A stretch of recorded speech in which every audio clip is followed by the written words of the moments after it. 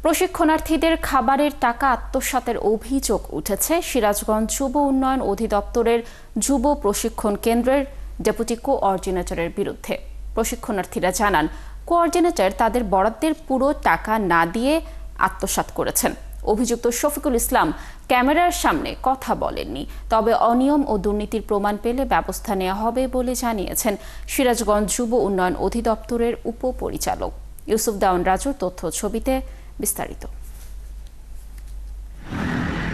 2024-25 অর্থ বছরে যুব উন্নয়ন অধিদপ্তরের অধীনে গবাদি পশুপালন প্রশিক্ষণ কোর্সে অংশ নেয় 50 জন প্রশিক্ষণার্থী। নিয়ম ছিল তারা যুব উন্নয়ন অধিদপ্তরের ছাত্রাবাসে থেকেই প্রশিক্ষণ নেবেন। এজন্য তারা তাদের খাবারের জন্য জনপ্রতি 4,500 টাকা বরাদ্দ করে দেওয়া হয়।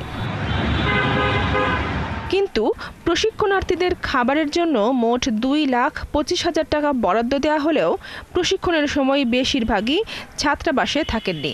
আমাদের যে খাবারের টাকা 2,25,000 টাকা বরাদ্দ হয়, এখানে টোটালি টাকা তারা বেশিরভাগ টাকাই তারা আত্মসাৎ করে।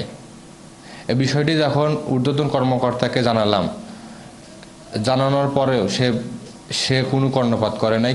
সে তার মতে সে অনিয়ম করে যাচ্ছে এখনো।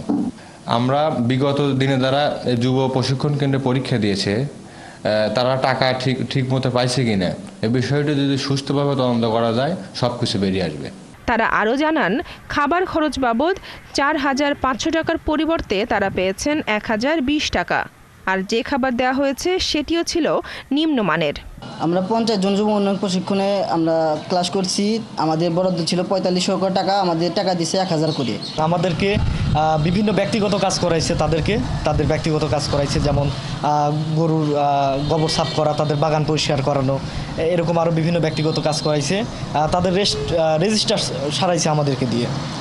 আমরা এর জন্য প্রতিবাদ করতে গেছি, প্রতিবাদ আমাদের গুরুত্বও দেয় নাই এই বিষয়ে। এইভাবে অনিয়ম চলতেই অনেক দিন ধরে এরকম অনিয়ম চলতেই থাকতেছে। এই বিষয়ে ক্যামেরার সামনে কথা বলতে রাজি হননি সিরাজগঞ্জ যুব প্রশিক্ষণ কেন্দ্রের অভিযুক্ত ডেপুটি কোঅর্ডিনেটর শফিকুল ইসলাম খান। তবে অনিয়ম ও দুর্নীতির প্রমাণ পেলে ব্যবস্থা নেওয়া হবে বলে জানিয়েছেন জেলা যুব উন্নয়ন অধিদপ্তরের উপপরিচালক। আর আপনাদের কাছে যদি এই বিষয়ে সুস্পষ্টভাবে কেউ বলে, দয়া করে যদি আমাদেরকে জানান, তাহলে আমরা এর বিরুদ্ধে যিনি দায়ী তার বিরুদ্ধে ব্যবস্থা নেব। শফিকুল ইসলাম খানের বিরুদ্ধে আরও অভিযোগ, 50 জন প্রশিক্ষণ দেওয়ার কথা ছিল, কিন্তু শিক্ষার্থী না পাওয়ায় কোটা পূরণের জন্য নির্দিষ্ট সময় শেষ হওয়ার পরও ভর্তি করানো হয়। বনশ্রী হালদার, 71।